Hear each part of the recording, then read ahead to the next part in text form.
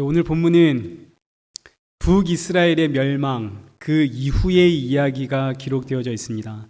북이스라엘을 멸망시킨 이 아수르 제국이 24절에 기록되어 있는 것처럼 북이스라엘의 수도 사마리아에 아수르가 다스리고 있는 여러 지역의 사람들을 불러 모아서 사마리아에 살도록 앉혀두었습니다. 그대로 이런 이주 정책은 서로의 피를 섞어서 그 단일 민족이라고 하는 그 정체성을 말살시키기 위해서 펼쳤던 방법이었습니다. 타민족과 피를 섞어버리는, 그래서 가족이 되게 만드는 것. 아수르가 이스라엘을 정복했죠. 멸망시켰습니다. 그런데 이 이스라엘 사람들이 아수르 제국의 사람들과 피를 섞어 가족이 되었습니다. 그러면 이스라엘 백성들이 더 이상 독립을 할 이유가 없겠죠. 이제는 아수르가 나의 가족이 되어버렸기 때문에, 나의 나라가 되어버렸기 때문에 이젠 독립운동을 할 필요가 없어집니다. 북이스라엘은 이런 그 혼혈 정책으로 인해서 그 역사에서 완전히 사라지고 말았습니다. 그래서 이때부터 이제 사마리아인들과 유대인들 사이에 아주 큰 벽이 생기기 시작한 것이죠. 민족의 순수한 혈통을 지키지 못하고 피가 이방인들과 섞였다고 유대인들이 사마리아 사람들을 그토록 멸시하고 조롱하고 원수도 그런 원수가 없게 되어지는 그런 역사의 시작이 이 사건입니다. 오늘 본문은 이렇게 북이스라엘이 멸망하고 아수르의 사람들이 이 사마리아 땅에 들어와 정착할 때에 일어난 사건입니다. 어떤 일이 일어났냐면 우리 25절에 기록되어 있는 것처럼 그들이 처음 거기 거주할 때에 여호와를 경외하지 아니함으로 여호와 하나님께서 사자를 그들 가운데 보내셔서 몇 사람을 죽이셨습니다. 여기서 사자란 짐승, 사자를 뜻합니다. 하나님께서 진짜 사자를 보내셔서 이 가나안 땅에 정착한 이방인들을 물어서 찢어 죽여 버리셨다는 거죠. 그 이유는 기록되어 있듯이 그들이 여호와를 경외하지 않으므로. 이스라엘 백성이든 타민족이든 하나님의 나라, 이 약속의 땅, 이 하나님의 나라에 들어온 이상 여호와 하나님만을 경배하며 섬겨야 된다, 이런 뜻입니다. 하나님의 나라는 하나님만 섬겨야 됩니다. 그래서 하나님께서 사자를 보내셨고, 근데 놀랍게도 이방 민족들이 이 하나님의 뜻을 알았습니다. 사자가 와서 우리를 찢더라. 이거 우리가 이 땅의 신의 법을 알지 못해서구나. 그래서 아수르 왕에게 이런 요청을 하게 되죠. 26절.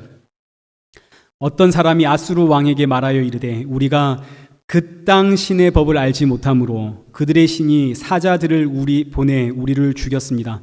그러니 그 땅 신의 법을 아는 제사장을 우리에게 보내주십시오.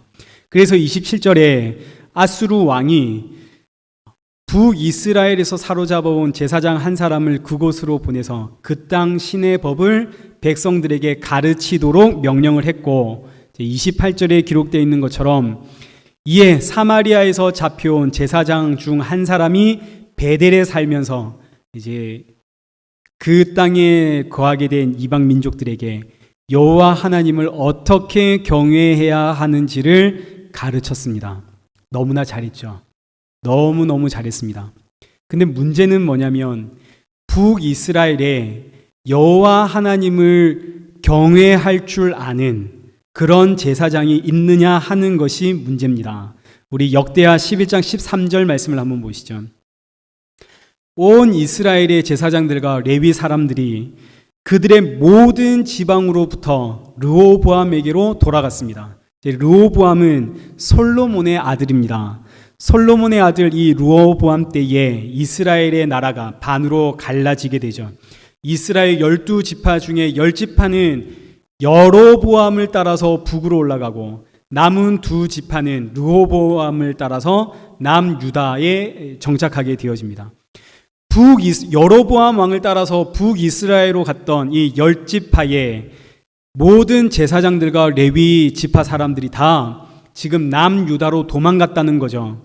그 이유는 14절에 기록되어 있는 것처럼 여로보암 왕과 그의 아들들이 그들을 해임하여 여호와께 제사장의 직분을 행하지 못하게 하였기 때문입니다. 지금 여로보암 왕이 왜 레위지파는 제사장 지파죠. 이 제사장 지파가 제사장 직분을 못하도록 막았냐면 여로보암 왕은 지금 금송아지 하나님을 만들었습니다. 금송아지가 우리를 구원해낸 여호와 하나님이다, 이렇게 섬기려고 하는데 레위 지파, 이 제사장 지파 사람들이 그건 우상 숭배입니다, 그래선 안 됩니다 라고 하니까 여로보암 왕이 그들을 다 쫓아내 버렸습니다. 그래서 이 사건 이후로 북이스라엘에는 하나님의 말씀을 아는 제사장이 아무도 없습니다.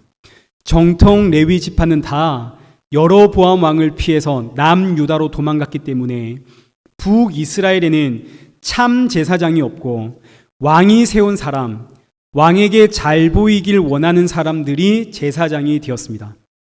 여호와 하나님을 어떻게 경외해야 하는 줄 모르는 자들이 제사장이 되었으니, 여호와 하나님 경외하는 줄 모르는 사람들이 제사장 되었으니 이들이 어떻게 여호와 하나님을 섬겼을까요? 아는 게 없으니 이방 민족들이 어떻게 자기들의 신을 섬기는지를 보고 그 이방의 규례를 가져와서 여호와 하나님을 섬기고 하늘의 1월 성신을 경배하고 바알과 아세라를 섬기고 자기 자녀를 불 가운데로 지나가게 하고, 이런 표현들은 우리 지난주에 살펴보았듯이 북이스라엘이 망했던 그 우상 숭배의 내용들인데, 이런 표현들은 이스라엘 백성들이 진짜 하늘의 1월 성신에게 경배했다 이런 의미가 아니라 여호와 하나님을 이방 사람들이 1월 성신, 하늘의 달과 해와 별에게 절하듯이 그렇게 하나님을 섬겼습니다 이런 뜻입니다. 왜냐하면 그들에겐 참 제사장이 없거든요. 하나님이 어떤 분인지 가르칠 만한 그런 제사장이 없기 때문에 하나님을 섬기는데 어떻게 섬기냐면 1월 성신을 섬기듯 섬기더라, 바알과 아세라 섬기듯 섬기더라, 또 하나님을 위해 자기 자녀를 불 가운데로 지나가게 하더라. 입으로는 하나님이라고 이야기하지만 이미 제사장부터 하나님에 대해서 모르기 때문에 여기 기웃 저기 기웃하며 좋다는 것 다 가지고 와서 우리의 하나님 여호와를 섬겼더라. 그 결과 나라가 망했는데 지금 이방 민족들이 이 약속의 땅 가나안 땅에 들어와서 사자가 우리를 물어 죽이니까 이 땅의 신의 법 아는 사람을 우리에게 보내달라고 그랬더니 아수르 왕이 누구를 보냈나요? 사로잡아간 북이스라엘의 제사장 중에 한 사람을 보냈습니다. 그러나 그는 여호와 하나님을 경외할 줄 모르는 사람이죠. 북이스라엘의 제사장들은 여호와 하나님 어떻게 섬겨야 되는지 모르는 자들입니다. 그러니 그들이 여호와 하나님 경외하는 방법을 이방 민족들에게 가르친 결과 어떻게 되었을까요? 그 결과는 아무리 가르쳐도 결국은 혼합신앙, 우상숭배로 끝이 날 수밖에 없습니다. 그래서 우리 28절부터 다시 한번 보시죠. 28절, 북이스라엘의 제사장이 어떻게 여호와 경외하기를 가르쳤고 그 결과 29절, 각 민족이 자기 자신의 신상들을 만들게 되었습니다. 30절, 바벨론 사람들은 숫꽃 분옷을, 굿 사람들은 네르가를, 하맛 사람들은 아시마를, 하와 사람들은 니파스와 다르닥을, 그 자기들의 신들의 이름입니다. 스알와임 사람들은 그 자녀들을 불살라서 자신들의 신에게 드렸더라. 그래서 32절, 그들이 또 여호와를 경외하여, 이렇게 우상 자기들의 신을 섬기면서 동시에 여호와를 경외하여 자기 중에 사람을 산당의 제사장으로 택했더라. 종교 혼합주의, 종교 다원주의가 되고 말았습니다. 하나님의 약속의 땅, 이 가나안 땅, 하나님의 나라에 종교 다원주의, 종교 혼합주의가 되었더라. 그럼 이제 반대로, 그러면 참 제사장이 와서 정말 하나님의 말씀을 알고 하나님을 어떻게 섬겨야 하는지 아는 제사장이 와서 그 무리들에게 여호와 하나님 경외하는 법을 가르쳤다면 어떻게 되었을까요? 그러면 여러분, 이 세상의 모든 신들은 다 우상 숭배입니다. 여러분의 신들 그거 다 없애고 여호와 하나님만 섬겨야 됩니다. 이렇게 가르쳤다면 그러면 그들이 여호와 하나님만 섬겼을까요? 아닙니다. 똑같습니다. 나중에 히스기야 왕을 통해서 우리가 살펴보겠지만 아무리 참 제사장이 와서 바른 말씀을 가르친다 한들 사람은 이 우상 숭배에서 떠나질 못합니다. 그래서 결론입니다. 우리 33절 말씀을 보시죠. 이와 같이 그들이 여호와도 경외하고 여호와만 경외했다가 아니라 여호와도 경외하고 또 어디서부터 옮겨왔든지 그 민족의 풍속대로 자기 신들도 섬겼더라. 41절 여러 민족이 여호와를 경외하고 또 아로새긴 우상을 섬기더니 그들의 자자손손이 그들의 조상이 행하던 대로 오늘까지 행하더라. 하나님의 땅이 혼합 종교의 전시장이 되고 말았습니다. 이제 여기까지의 말씀을 한번 정리해 보죠. 북이스라엘은 참 제사장이 없어 여호와 하나님을 경외할 줄 몰라 여기저기 좋다는 거 다 가지고 와서 하나님을 섬긴 결과 그들은 하나님께서 아수르라고 하는 사자를 보내서 멸망하고 말았습니다. 마찬가지로 이 약속의 땅에 이방 민족이 들어오면서 자기들의 신을 가지고 들어왔습니다. 그 결과 하나님께서 사자를 보내서 그들을 다 찢으셨습니다.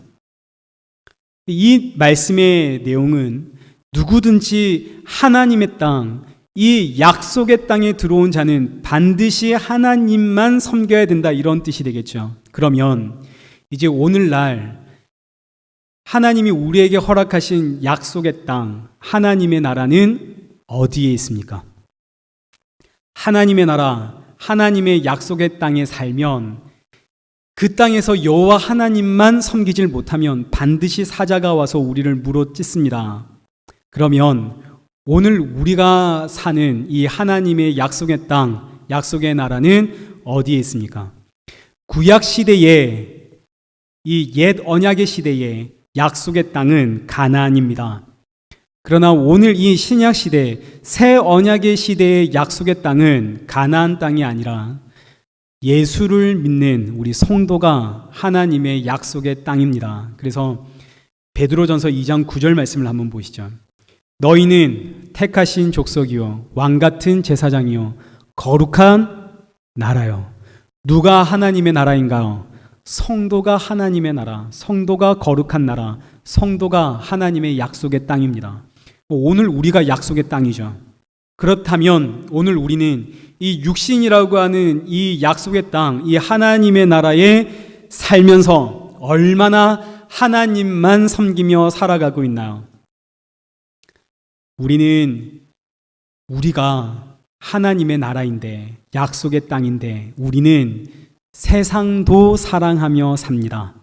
예수님도 사랑하고, 세상도 사랑하고, 우린 그렇게 살아가죠.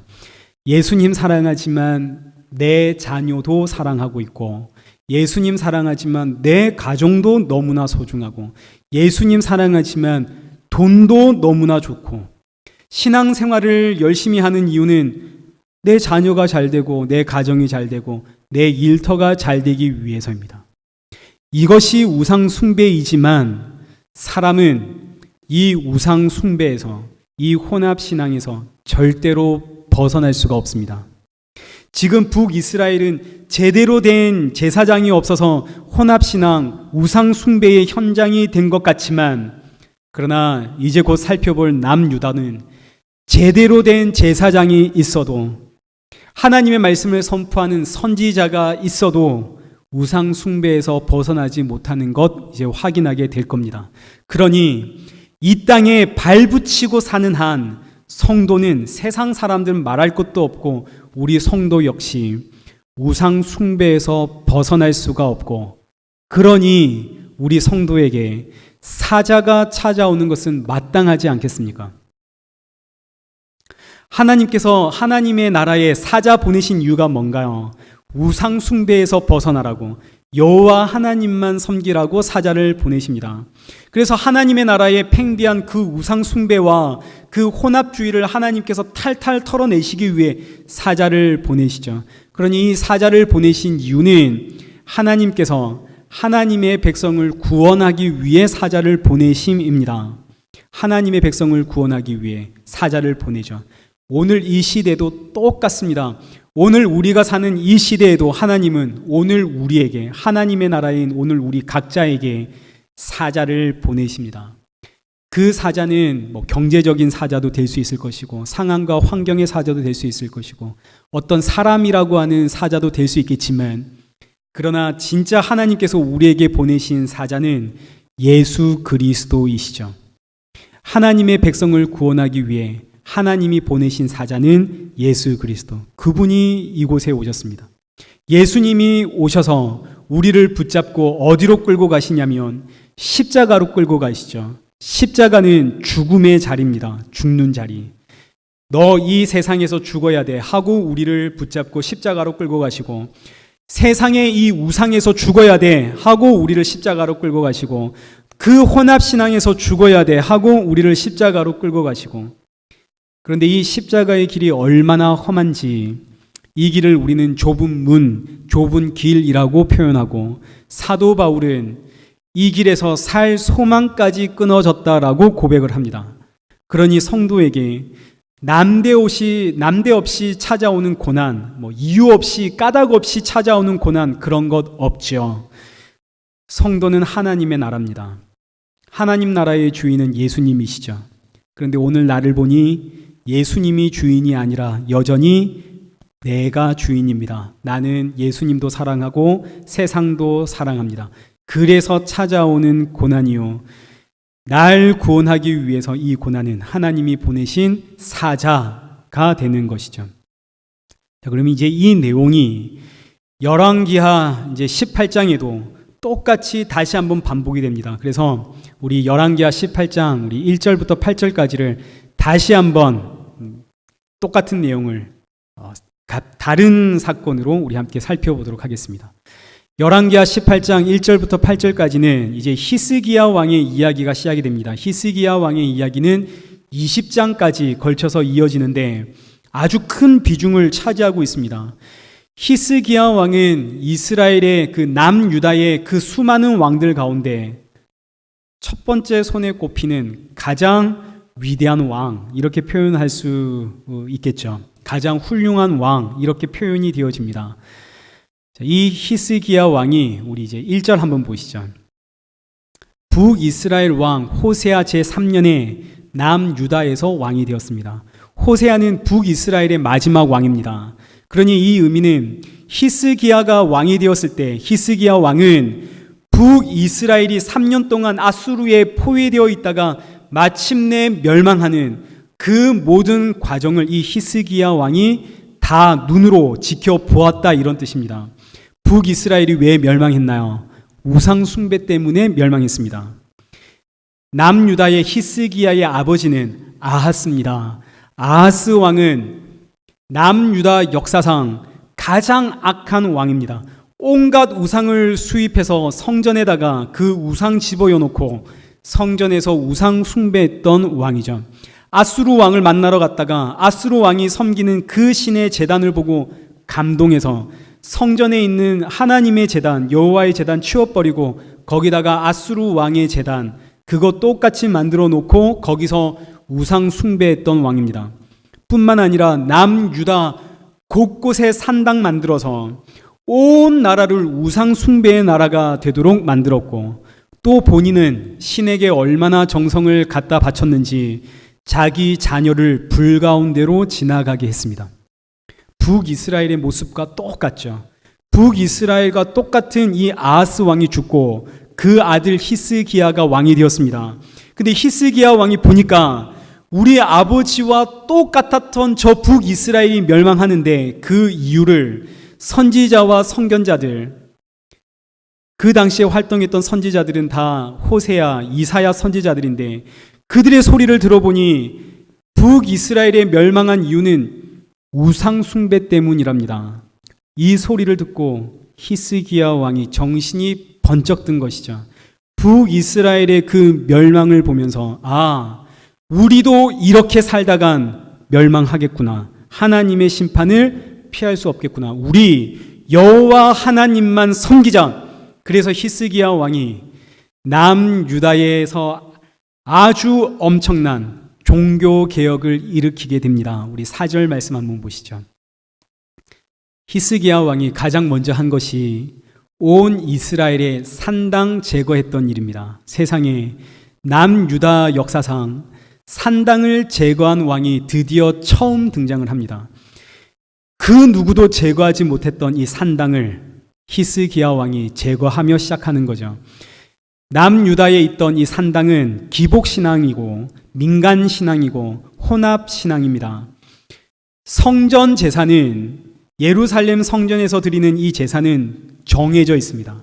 하나님이 정해 주신 그 법을 따라 율법에 따라 제사장이 집행을 합니다. 그러니 성전 제사는 내 뜻대로 내 마음대로 하나님께 드릴 수가 없죠. 반대로 산당은 내 뜻대로 내가 하나님을 찾아갈 수 있는 현장입니다. 그러니 이스라엘 역사상 그 누구도 산당 제사 제거하지를 못했는데, 그런데 드디어 히스기야 왕이 이 산당을 제거합니다. 언제 이걸 제거하나요? 북이스라엘이 멸망할 때, 그 멸망의 현장을 눈으로 보면서 히스기야 왕이 목숨 걸고 백성들의 그 산당을 제거해버리죠. 산당 제거하지 않으면 우리도 망하겠구나. 산당을 제거합니다. 그리고 난 다음에 한 일은 성전 청결입니다. 아버지 아하스가 온갖 우상을 갖다 놓은 성전, 그 성전에서 우상들을 제거하고 성전을 청소하면서 보니까 성전 안에서 여러 신들의 주상들이 튀어나오고 아세라 목상들이 튀어나오고, 그리고 뭐가 튀어나왔냐면 모세가 만들었던 놋뱀이 튀어나왔습니다. 모세로부터 히스기야까지의 그 역사적인 시간은 700년입니다. 700년 동안 이스라엘 자손들이 오늘 본문을 보니까 4절에 이 놋뱀 앞에 분향 예배 드리고 있었습니다. 놀랍게도 이 놋뱀의 역사는 이제 이렇습니다. 우리 민수기 21장 4절 말씀을 한번 보시면, 이스라엘 백성들이 홍해 길을 따라 에돔 땅을 우회하려 하다가 길로 말미암아 백성의 마음이 상했습니다. 백성의 마음이 상한 이유는 5절, 백성이 하나님과 모세를 향하여 원망하며 어찌하여 우리를 애굽에서 인도해 내어 이 광야에서 죽게 하는가? 이곳에는 먹을 것도 없고 물도 없도다. 이스라엘 백성들이 광야에서 마음이 상했는데, 마음이 상한 이유는 먹을 것도 없고 마실 물도 없기 때문에. 근데 진짜 먹을 것, 마실 것이 없었는가? 아니죠. 만나가 있었습니다. 하늘에서 만나는 끊긴 적이 없습니다. 물은 반석에서 터져 나왔습니다. 단 한순간도 그 물이 그친 적이 없죠. 근데 이스라엘 백성들은 뭐라고 하냐면, 여기는 먹을 것도 없고 마실 물도 없습니다. 그래서 마음이 상해버렸습니다. 그리고 이어지는 말씀이 뭐냐면, 우리 마음에 이 하찮은 음식을 싫어하노라. 어느새 하나님이 내려주신 만나와 반석에서 터져 나오는 이 물이 하찮은 음식이 되어버린 거죠. 어느 날 제가 제 처가 식사를 맛있게 준비를 하고 밥 먹자 했더니 제 아들이 밥상을 보더니 우와, 먹을 게 하나도 없네 했습니다. 진짜 먹을 것이 없어서가 아니라 이런 음식은 그런 이야기죠. 이런 하찮은 음식, 지금 이거 누가 주셨나요? 이거 하나님이 주신 음식입니다. 그런데 이 음식을 날마다 먹다 보니까 하나님이 주신 음식임에도 불구하고 이 만나와 반석에서 터져 나오는 물이 하찮아 보이더라. 이젠 질렸습니다. 하늘에서 내린 만나, 반석에서 터져 나오는 물, 이거 예수 그리스도를 상징하죠. 오늘 말로 표현하면 날 구원하기 위해 이 땅에 오신, 십자가에서 죽으시고 부활하신 예수 그리스도, 듣고 또 듣다 보니 이제는 하찮아 보여 싫다는 뜻입니다. 다 안다는 거죠. 광야 40년 내내 복음 들었습니다. 복음은 예수님의 십자가입니다. 40년 내내 광야에서 예수님의 십자가, 이 복음의 이야기 들었더니 이거 이제 너무나 당연해서 하찮은 소리가 되어버렸습니다. 뭔가 다른 것, 뭔가 새로운 것 찾는 거죠. 기도했더니 응답이 일어나고 표적이 나타나고 기적이 일어나고 이런 것들을 찾습니다. 어떤 분이 저에게 목사님, 왜 목사님은 예수님의 십자가 말고 다른 이야기는 안 하십니까? 예수님 십자가 말고 다른 이야기란, 그 다음이란 없습니다. 없어서 그렇습니다. 사람들이 자꾸 예수님께 예수님 표적 보여주십시오. 예수님 표적 보여주십시오. 예수님이 주시는 그 복음에는 관심이 전혀 없고 표적 보기를 원하는 사람들, 예수님이 그들을 불쌍히 여기시고 내가 요나의 표적 외에는 너희들에게 보여줄 것이 없다 하셨습니다. 요나의 표적이 뭔가요? 물고기 뱃속에서 3일 동안 살다가 다시 나온 것, 요나의 표적이죠. 물고기 뱃속은 스올이라고 하는 죽음과 사망을 뜻합니다. 그래서 예수님께서 사람들에게 보여주신 표적은 요나처럼 3일 만에 죽어서 부활하는 십자가 표적 말고는 내가 줄 표적이 없다. 교회와 성도가 예수님으로부터 받은 표적은 3일 만에 죽음에서 부활하신 예수님의 십자가 표적뿐이고, 교회와 성도가 전해야 하는 표적도 3일 만에 죽음에서 부활하신 그 십자가의 표적뿐입니다. 그런데 기도했더니 응답받았네, 병이 나았네, 그러시면 안 되죠. 십자가 표적 외에는 말할 것이 없습니다. 어떤 분이 저에게 요즘 젊은 목사님들은 체험 신앙이 없어서 이런 걸 잘 모른다 하셨습니다. 체험하고 경험하면 기도가 달라질 거라고. 성도의 체험 신앙이라고 하는 것은 날 위해 십자가에서 죽으신, 날 위해 십자가에서 죽으시고 부활하신 그 예수 그리스도를 믿는 것이 체험 신앙입니다. 십자가의 부활 예수, 이것 외에 다른 체험, 그거 자랑하면 안 됩니다. 그런 체험은 마귀도 줍니다. 무당도 병 고치죠. 절에 가면 스님도 방언 기도합니다.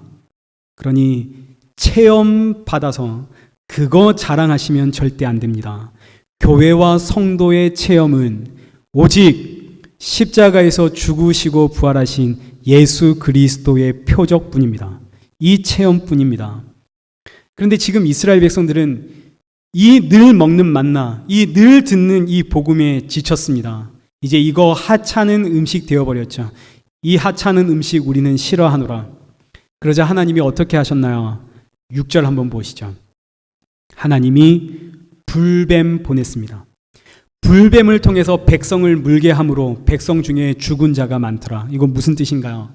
너희가 하찮이 여기는 그 음식 만나 먹지 않으면 죽음이 있을 뿐이다. 이런 뜻입니다. 먹고 싶은 건 먹어봐라. 그런데 너희 먹고 싶은 건 먹으면 죽음이 있을 뿐이다. 만나 외엔, 복음 외엔, 예수 그리스도의 십자가 외엔 생명이 없습니다. 그래서 7절, 이렇게 뱀에 물려 죽어갈 때에 이스라엘 백성들이 정신을 차립니다. 우리가 범죄하였습니다. 이 뱀들을 우리에게서 떠나게 해 주소서. 지금 이스라엘 백성들이 원하는 것은 뱀들이 떠나가는 것, 이거 원하고 있어요. 그런데 하나님이 주신 응답은 뭐냐면 8절, 불뱀을 만들어라. 그리고 장대 위에 높이 매달아라. 물린 자마다 그것을 보면 살리라. 그래서 모세가 놋뱀을 만들어서 높이 답니다. 자, 그러면 불뱀은 사라졌나요? 사라지지 않았나요? 불뱀은 사라지지 않았습니다. 이스라엘 백성들이 원하는 것은 불뱀이라고 하는 이 고난이 사라지는 거죠. 근데 불뱀은 사라지지 않았습니다.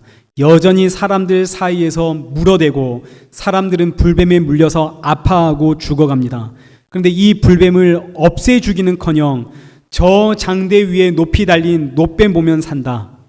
뱀이라면 이제 지긋지긋한데 누가 뱀을 쳐다볼 수 있을까요?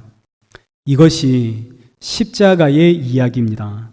시편 90편 10절 말씀을 보시면 우리의 연수가 70, 강건하면 80이라도 그 연수의 자랑은 수고와 슬픔뿐이라. 우리의 인생은 수고와 슬픔밖에 없다, 이런 뜻입니다. 사람의 한평생은 수고와 슬픔뿐입니다. 그런데 예수님이 십자가에 달려 죽으셨습니다. 십자가에 달린 자는 저주받아 죽은 자입니다. 그런데 저 저주받아 죽은 예수를 믿으면 산다. 아니, 내 인생도 지금 수고와 슬픔뿐인데, 지금 내 인생이 저주받아 죽은 것 같은 그런 모습인데, 그런데 저주받아 죽은 저 예수를 보면 산다니 볼 수 있을까요? 아니, 자기도 저주받아 죽었으면서 저주받아 죽은 자기를 믿으면 산다고, 그걸 어떻게 믿을 수가 있겠습니까? 이게 지금 놋뱀 이야기입니다. 뱀에 물려 죽어가는데 뱀을 없애 주기는커녕 뱀을 봐라 그러면 산다. 예수 자기도 구원하지 못하고 저주받아 죽었는데 그 저주받아 죽은 예수 믿으면 산다. 누가 믿나요? 믿을 사람이 없죠. 그래서 저주받아 죽은 저 예수님의 십자가가 나의 구원입니다, 나의 생명입니다 라고 믿는다는 것은 기적입니다. 다른 게 기적이 아닙니다. 십자가에서 죽으시고 부활하신 그 예수 그리스도를 믿는 것이 성도의 기적이요, 이 믿음이 성도의 표적이고 체험입니다. 놋뱀은 이때 만들어졌습니다. 그리고 무려 이때부터 700년 동안 이스라엘 백성들은 이 놋뱀에 제사를 드려왔습니다. 왜요? 이 놋뱀이 병을 고쳐주었거든요. 체험했습니다. 놋뱀을 쳐다봤더니 병이 낫더라. 그때부터 이 놋뱀은 병을 고쳐주는 상징, 신이 되어버렸죠. 그런데 이걸 누가 부셔버렸나요? 히스기야가 700년 만에 과감하게 부셔버렸습니다. 이건 우상이라고, 이건 그냥 놋조각에 불과하다고. 그래서 무려 700년 동안 내려온 전통, 700년 동안 내려온 그 신앙, 700년 동안 내려왔던 그 믿음을 이 히스기야가 부셔버리죠. 이 놋뱀 누가 만들었나요? 모세가 만들었습니다. 그것도 하나님의 말씀을 받아서 직접 만들었습니다. 그래서 그동안 아무도 이거 못 부셨죠. 이 앞에 예배드렸습니다. 부수면, 이거 그냥 아무렇게나 놔두면 하나님께 혼날까봐 두려워서. 그런데 그거 부셔야 됩니다. 놋조각에 지나지 않습니다. 성경에 나오지 않지만 언약궤도 부셔졌습니다. 언약궤는 누가 부셨을까요? 선지자 예레미야가 부쉈다고 추정하고 있습니다. 예레미야 3장 16절 말씀을 보시면 하나님께서 예레미야에게 새 언약 주시면서 이제 사람들이 다시는 옛 언약의 상징이 되어지는 이 언약궤를 말하지도 아니할 것이고 생각하지도 아니할 것이고 기억하지도 아니할 것이고 찾지도 아니할 것이고 만들지도 아니할 것이다. 하나님께서 새 언약을 예레미야에게 주셨고, 그래서 예레미야가 이 새 언약 받고 옛 언약을 상징하는 이 언약궤 부순 것으로 추정하고 있습니다. 그런데 오늘날 언약궤가 발견되었다, 이런 이야기들이 있죠. 오늘날 정말로 언약궤가 발견되었다면 언약궤 안에 모세의 두 돌판과 만나를 담은 항아리와 아론의 쌍난 지팡이가 있는 그 진짜 언약궤가 정말로 발견되었다면 그거 어떻게 해야 할까요? 그거 부셔야 됩니다. 완전히 박살내야죠. 언약궤는 그림자입니다. 모형입니다. 참 실체이신 예수 그리스도가 오셨기 때문에 오늘날 언약궤는 그거 아무 의미가 없습니다. 그건 그냥 놋조각에, 금조각에 지나지 않습니다. 부셔야 됩니다. 그래서 4절에 히스기야가 모세 놋뱀을 부수고 느우스단, 이건 놋조각에 지나지 않는다라고 외쳤습니다. 모세의 놋뱀은 예배의 대상이 아니고 놋조각에 지나지 않는다. 대단한 개혁을 했죠. 이 개혁은 지금도 진행 중에 있습니다. 그래서 오늘날 교회를 이야기할 때 교회는 개혁교회다, 리폼드 철치라고 이야기하죠. 개혁교회. 교회는 지금도 개혁되어져야 합니다. 왜냐하면 교회 안에는 놋뱀이 있기 때문입니다. 교회가 오래되면 전통이 생기고 교회 안에 고집이 생기기 시작하죠. 이게 놋뱀입니다. 이거 전부 다 부셔야 됩니다. 성도 안에도 놋뱀이 자리 잡습니다. 성도 안에 있는 놋뱀이라고 하는 것은 신앙생활을 하다가 어떤 원리를 내가 발견해내면 그건 전부 다 노뱀입니다. 그거 다 완전히 부셔야 됩니다. 예를 들어서 내가 이렇게 간절하게 이렇게 기도를 했더니 하나님께서 내 기도에 응답해 주셨어. 내가 이렇게 했더니 복 주셨어. 저 기도원에 갔더니 내가 은혜 받았어. 이 목사님께 기도했더니 아이가 생겼어. 그 누구도 거기 기도했더니 아이가 생겼어. 이런 신앙의 공식들이 생기기 시작하면 그건 전부 다 노뱀입니다. 그건 빨리 부셔야 됩니다. 왜냐하면 거기엔 인격이 없습니다. 예수님과의 만남이, 인격적인 만남이 있는 것이 아니라 이렇게 했더니 이렇게 되었습니다라는 공식이 자리를 잡기 때문에, 제가 예수 전도단이라고 하는 선교단체 수련회를 간 적이 있습니다. 한 20살 때쯤에 갔습니다. 저녁 집회를 하는데 기도를 인도하시던 목사님이 갑자기 방언으로 기도합시다 하셨습니다. 저는 방언할 줄 모릅니다. 어떻게 해야 하나? 하나님 저에게도 방언 주세요 했죠. 근데 목사님이 방언 기도 못하는 사람 일어나라 하셨습니다. 쭈삣쭈삣 제가 일어섰죠. 꽤 많은 이들이 일어섰습니다. 목사님이 방언할 줄 아는 사람이 못하는 사람, 일어난 사람 찾아가서 같이 붙잡고 기도해줘라. 그러면 방언이 터질 거라 하셨습니다. 그래서 방언이 터지면 자리에 앉아라 이렇게 하시더라고요. 저에게 한 2명의 청년들이 와서 제 손 잡고 아주 뜨겁게 기도해 주었습니다. 남들은 앉는 것 같은데 제가 참 방언이 안 터져서 시간이 좀 지나자 누가 제 한쪽 다리를 잡고, 또 좀 시간이 지나자 누가 제 등을 잡고, 또 시간이 지나자 누가 제 머리를 잡고, 한 8명이 저에게 달라붙어 제가 얼마나 독했는지 창피하기도 하고, 이 사람들에게 미안하기도 하고, 왜 내가 방언을 못해서 이 지경까지 왔는가 싶고. 근데 이것이 노뱀입니다. 방언하는 사람이 방언 못하는 사람 붙잡고 기도했더니 방언이 터지더라. 이거 경험했겠죠. 이런 일이 몇 번 일어나니 이게 공식이 되어버렸습니다. 방언하는 2-3사람이 못하는 사람 붙잡고 기도하면 방언 터지더라. 그럼 여기에 대체 예수님과의 인격적인 교제는 어디에 있습니까? 신앙이 공식화가 되어지면 거기에 인격이 사라집니다. 어떤 체험을 했으면 그 다음에 그거 다 부셔버려야 됩니다. 처음으로 돌아가야 됩니다. 다른 사람들에게 자랑할 수도 없고 그거 이렇게 해야 된다고 강요할 수도 없습니다.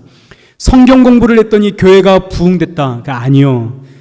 나와 예수님과의 인격적인 교제는, 신앙은 공식화가 될 수가 없습니다. 어떤 원리가 될 수 없죠. 예수님과의 교제는 한없이 자유롭습니다. 그러니 히스기야 왕처럼 내 안에 노뱀이 있다면 찾아내서 그거 빨리 부셔야 됩니다. 그거 부셔야 되죠. 제가 이렇게 보면 여러분들이 한눈에 들어옵니다. 한눈에 들어오는데 항상 앉는 자리에 앉으시죠. 그 자리가 여러분의 자리입니다. 여러분, 이게 우리의 노뱀이 될 수 있는 거죠. 이건 내 자리인데 누가 내 자리에 앉았다. 마음이 불편합니다. 움직여서 좀 앉아보시죠. 노뱀이 될 수 있는 거죠. 히스기야 왕이 엄청난 종교개혁을 했습니다. 그 결과 히스기야 왕에 대한 평가가 어떻게 되었냐면 5절 말씀을 한번 보시죠. 그는 유다 여러 왕 중에, 그의 전후에 유다 여러 왕 중에 히스기야 같은 왕은 없었다. 엄청난 평가를 받았습니다. 하나님을 위해 산당도 제거하고 노뱀까지 부셔버린 전무후무한 왕이다. 이런 평가를 받는 거죠.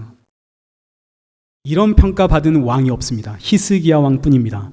이제 히스기야 왕의 손자 요시야 왕도 이런 평가를 받지만 지금까지는 히스기야 왕뿐입니다. 얼마나 훌륭한 왕인지. 근데 이제 이어지는 말씀을 한번 보시죠. 13절입니다. 히스기야 왕 제14년에 히스기야가 산당 부수고 성전 청소하고 노뱀을 부수고 아수르, 그때 이렇게 엄청난 종교개혁을 일으킨 후에 아수르 왕이 유다를 에워쌌습니다. 마치 과거에 북이스라엘을 3년간 포위시켜서 멸망시켰던 것처럼 아수르 왕이 이번엔 유다를 침략해서 에워싸 버렸습니다.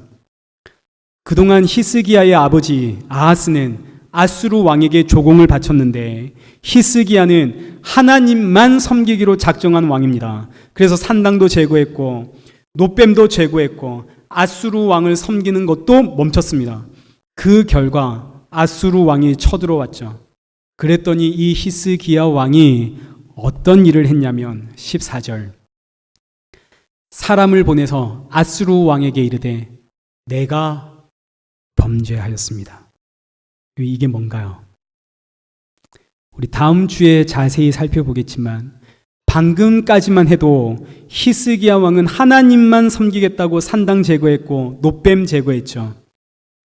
그런데 아수르 왕이 쳐들어오니 바로 어떻게 했다고요? 아수르 왕에게 내가 범죄했습니다. 그리고 나서 16절 히스기야가 아수르 왕에게 조공을 바치기 위해서 성전의 금, 성전 기둥에 입힌 그 금까지 다 벗겨내서 누구에게 주었더라? 아수르 왕에게 주었더라. 그럼 지금까지 히스기야 왕이 하나님을 위해서 종교 개혁을 한 것, 이 엄청난 일을 한 것, 알고 보니 누구를 위해서 한 건가요? 나를 위해서 한 거죠. 히스기야 왕이 보니까 북이스라엘이 멸망했습니다. 선지자들이 그거 전부 다 우상 숭배 때문이라고 했습니다. 히스기야 왕이 종교 개혁을 시작했습니다. 왜요? 나 안 망하려고. 이사야 선지자, 하나님의 선지자들, 그 하나님의 제사장들의 말을 경청하고 종교 개혁을 한 결과 아수르 왕이 화가 나서 쳐들어왔습니다. 그러자 어떻게 했다고요? 아수르 왕에게 내가 범죄했습니다. 그리고는 성전의 금과 성전 기둥의 금까지 싹싹 벗겨내서 아수르 왕에게 드리더라. 그러니 남유다 역사에서 전무후무한 왕이라고 평가받은 이 훌륭한 히스기야 왕조차 어떤 사람인가요? 자신을 위해 살아가는 우상 숭배자더라. 이것이 구약의 이야기입니다. 오늘 우리 왜 예수님 믿나요? 천국 가려고 믿으시죠? 우리도 우상 숭배자입니다. 나를 위해서 예수님 믿고 있죠. 왕은 그 나라의 대표입니다. 왕이 그랬다는 것은 온 백성이 다 그랬다 이런 뜻입니다. 히스기야 왕이 하나님 앞에서 전무후무한 왕이었다 이런 평가는 히스기야 왕 시대의 그 백성들이 하나님 앞에서 전무후무한 백성들이었다 이런 뜻이고, 이렇게 훌륭한 왕과 백성들도 참 하나님의 말씀을 선포하는 참 제사장과 선지자들이 있어도 사람은 여전히 자신을 위해 살아가는 우상 숭배자더라, 이 이야기입니다. 구약 성경, 이 옛 율법의 책은 사람이 얼마나 죄인인가 이걸 보여주는 것이 그 목적입니다. 그러니 아무리 하나님을 섬겨도 너는 죄인이야, 이걸 드러내는 것이 구약 성경의 목적입니다. 신약 성경은 뭔가요? 그래서 너의 구원은 하나님의 은혜야, 이걸 가르치는 것이 신약 성경인 것이죠. 히스기야 왕 보시죠. 그렇게 하나님을 위해서 하나님만 섬긴다고 열심히 종교 개혁을 했는데 고난이 찾아오니까 바로 들통이 났습니다. 나는 죄인이군요. 사람은 하나님을 섬길 수가 없습니다. 사람은 우상 숭배에서 벗어나질 못합니다.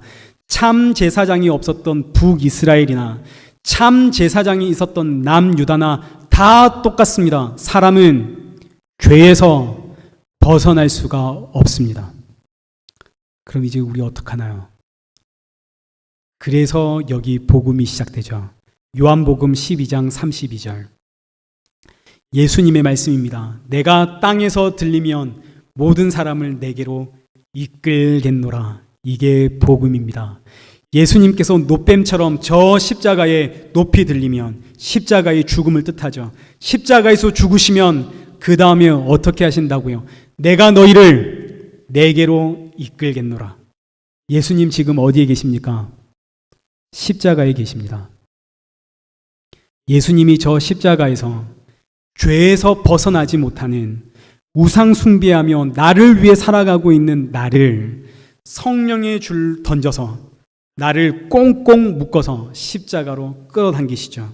이게 복음이고 이게 구원입니다. 내 힘과 내 능력으로는 구원의 길로 갈 방법이 없습니다. 우린 모두 죄인입니다. 나는 저 구원의 길로 갈 방법이 없는데 예수님께서 십자가에서 구원의 줄을 던져 나를 묶어 나를 끌어당기십니다. 이게 은혜입니다. 마치 늪에 빠져 있는 사람처럼 이 세상에 늪에 빠진 우리는 아무리 허우적대도 이 세상에서 벗어 밖으로 나올 수가 없습니다. 십자가에서 예수님이 성령의 줄을 던져 우리를 내어 끌어당겨야만 우리는 이 세상에서 빠져나올 수가 있습니다. 그런데 이렇게 우리가 이 세상이라고 하는 이 늪에서 성령의 줄에 묶여 끌려 나올 때 늪 속에 있는 이 세상의 사람들은 우리의 모습을 이해할 수가 없죠. 너 왜 그렇게 끌려가니? 너의 인생은 네가 주인인데 너 왜 그렇게 끌려가는 인생이니? 너 왜 그렇게 사니? 세상은 이해할 수 없지만 성도는 내가 이렇게 성령의 줄 붙잡고 끌려가는 것이, 끌려감을 당하는 것이 구원이요 복음이요 하나님의 은혜요 하나님의 사랑이라는 것을 압니다. 우리 이 말씀을 읽고 우리 함께 말씀을 맺도록 하겠습니다. 갈라디아서 6장 14절의 말씀입니다. 그러나 내게는, 우리 함께 읽죠. 시작. 그러나 내게는 우리 주 예수 그리스도의 십자가 외에 결코 자랑할 것이 없으니 그리스도로 말미암아 세상이 나를 대하여 십자가에 못 박히고 내가 또한 세상을 대하여 그러하니라. 아멘. 우리는 예수님의 십자가 외에 자랑할 것이 없습니다. 세상이 나를 볼 땐 나는 십자가로 끌려가는 사람, 십자가에서 죽은 사람으로 보여야 하고, 내가 또 세상을 볼 때는 세상은 이미 죽은 것, 이미 하나님의 심판을 받은 것으로 보여야 됩니다. 그래서 성도는 이 죽은 세상에서 나를 구원으로 끌고 가시는 예수님의 십자가 외엔 자랑할 것이 없습니다. 우리의 힘이 아닙니다. 우리의 능력이 아닙니다. 우리는 모두 우상 숭배자입니다. 우리는 아무리 발버둥을 쳐도 하나님을 향해 내 진심 바친다 해도 결국은 문제가 터지면 나부터 챙기는 죄인입니다. 우리는 방법이 없습니다. 그런데 예수님이 나를 성령의 줄로 묶어서 끌어당기십니다. 그러니 이 예수님의 십자가 외에는 우리는 자랑할 것이 없습니다. 이 자랑이 참으로 나의 자랑이 되어지는 은혜가 저와 여러분에게 있기를 축원합니다. 우리 이 시간 기도하실 때 우리 이 찬양의 가사처럼 주의 보좌, 우리 주님 계신 저 천국은 내 힘과 내 능력과 내 자격이 아니라 오직 예수님의 십자가의 공로, 그 십자가 보혈에 묶여 끌려가는 곳입니다.